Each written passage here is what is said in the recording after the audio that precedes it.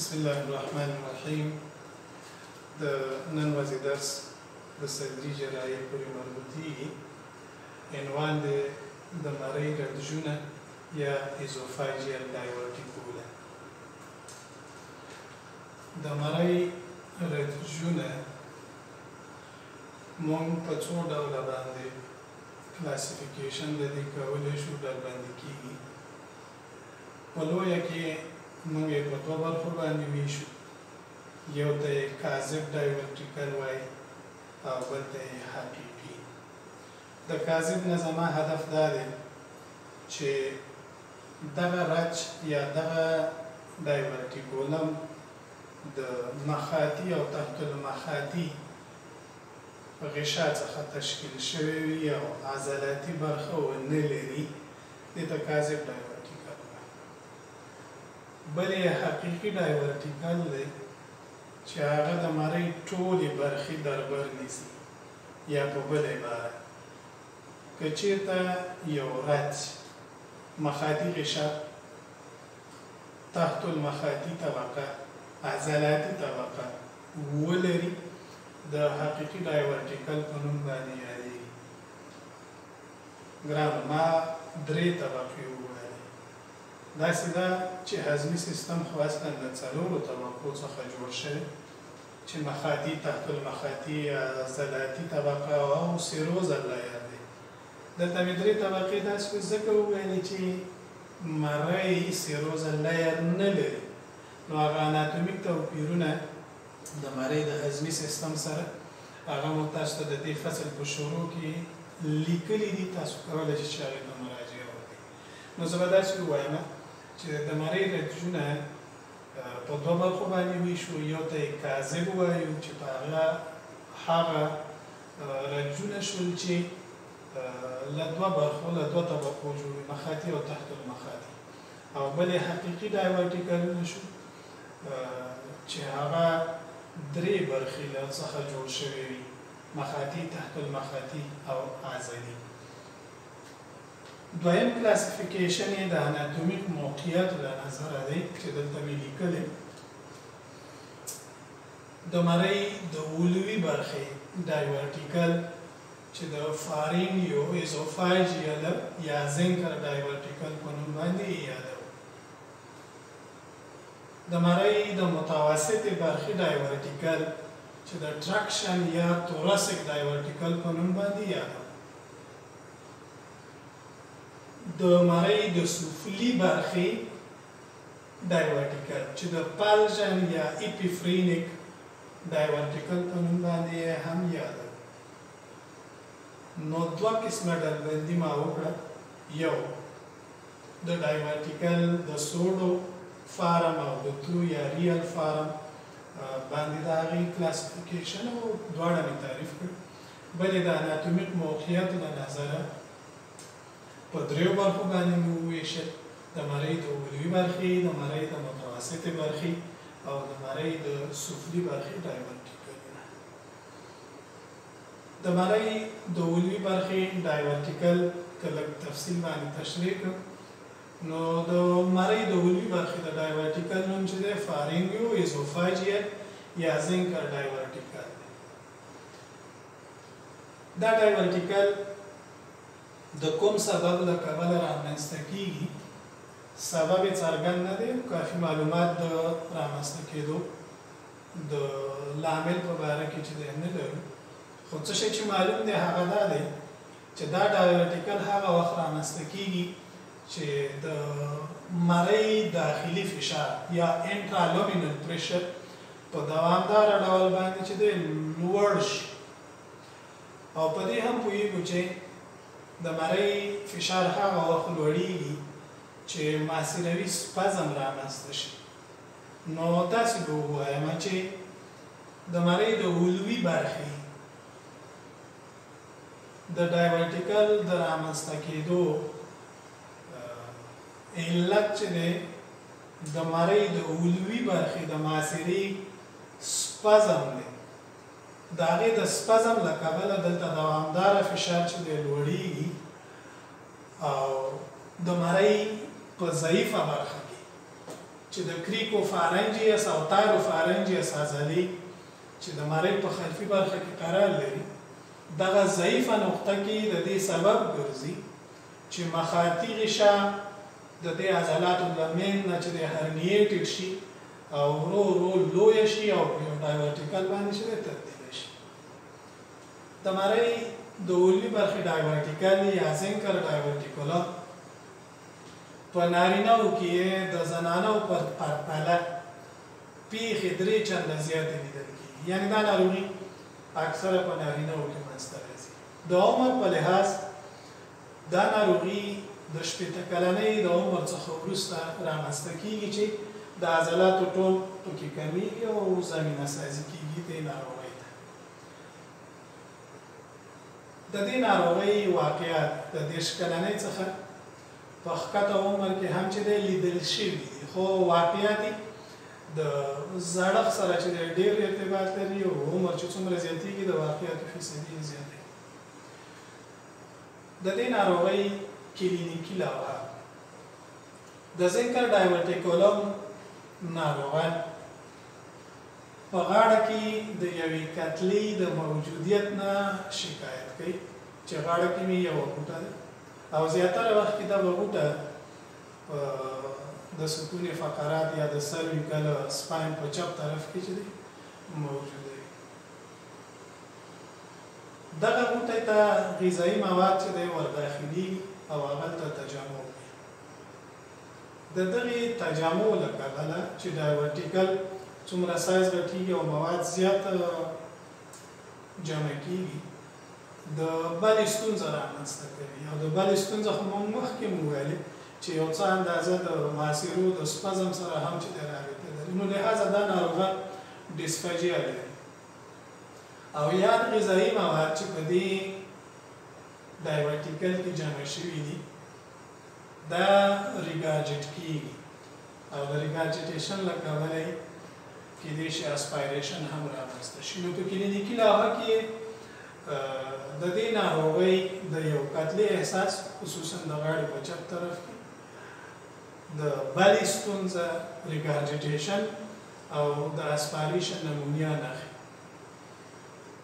که چېرته ډایورټیکل ډېر غټ شي نو کېدای شي په تام ډول باندې د مرۍ د بندش سبب شي چې موږ ورته ایزوفاجیل ابسټرکشن وایو. نو د ایزوفاجیل ابسټرکشن سبب هم کېدای شي. دغه مواد چې په دې ډایورټیکولم کې ذخیره شوي دي د نورو موادو د بلې په وخت کې د نورو موادو د بلې په وخت کې یو اواز تولیدوي چې موږ ورته ګرګلینګ نایزز ویت سوالوینګ وایو. یو ګرګلینګ لکه د غړغړې په شکل باندې یو غږ غږ غږ چې دی د بلې په وخت کې ترې راولاړېږي. دغه ریټنشن مواد چې دلته واقع دي دا تفسخ کوي. ناروغ چې دی د یو بدبویۍ احساس چې دی په خوله کې لري، خولۍ چې دی بدبویۍ، حالقې چې دی تریخ وي چې موږ ورته هالیټوزس وایو. نو په کلینیکي لوحه کې هالیټوزس دی. دغه بدبویۍ احساس ته هالیټوزس وایي. د دې غذایي موادو د ریټنشن له کبله دغه مخاطي غشا کېدای شي السریټډ شي او د هغې څخه بلیډینګ صورت ونیسي او دا السر ژور شي کېدای شي په فیستولا باندې بدل شي. نو کلینیکي لوحه یې داسې راغونډولی شم چې په دې ناروغۍ کې چې د غاړې ډایورټیکل ناروغ ولري، ناروغ چې د ریګارجټیشن باندې اخته کېږي او اسپایریشن چې رامنځته کوي د ډسفاجیا سبب ګرځي. د غټوالي په صورت کې ایزوفاجیل ابسټرکشن ورکوي. د موادو د ریټنشن له کبله دلته السر، بلیډینګ او فیستولا چانس موجود دی. ناروغ په غاړه کې د یو کتلې احساس کوي. د خولې د خوند د تریخوالي او د بدبویۍ احساس یا هالیټوزس چې په ناروغ کې موجود وي او د بلې په وخت کې ګرګلینګ نایزز کېدای کلینیکي لوحه شي. تشخیص د دې ناروغۍ د باریوم په واسطه باندې کوو. اندوسکوپي په واسطه باندې تشخیص شونی دی، خو د پرفوریشن خطر زیات دی نو د با تجربه شخص نه وي د ایزوفاګوسکوپي ته ضرورت نشته یوازې باریوم موږ سره چې د مرسته کوي او تشخیص چې دی وضع کېږي علاوه د کلینیکي لوحې نه موږ کولی شو چې په معایناتو کې د باریوم نه استفاده وکړو ایزوفاګوسکوپي ته زړه ځکه نښه کوو چې د پرفوریشن چانس ډېر دی او ډېرې تجربې ته ضرورت دی تداوي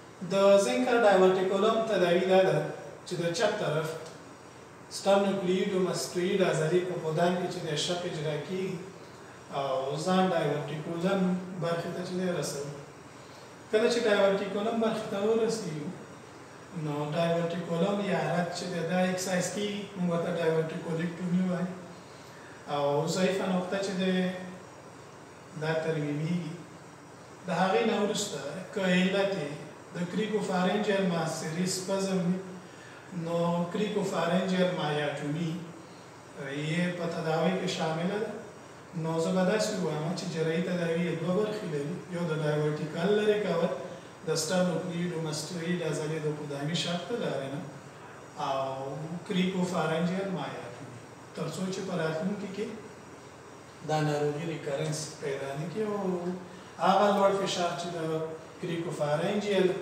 سفنکټر د سپازم له کبله په دوامدار ډول دلته لوړ پاتې و هغه چې دی اصلاح شي د عملیات نه وروسته دغه ناروغان د 3 ورځو لپاره NPO کېږي او د خولې د لارې څخه څه نه ورکول کېږي په دې 3 ورځو کې ناروغ ته د ناروغ د بدن زر اړتیاوې دا د وریدي مایعاتو د لارې چې ده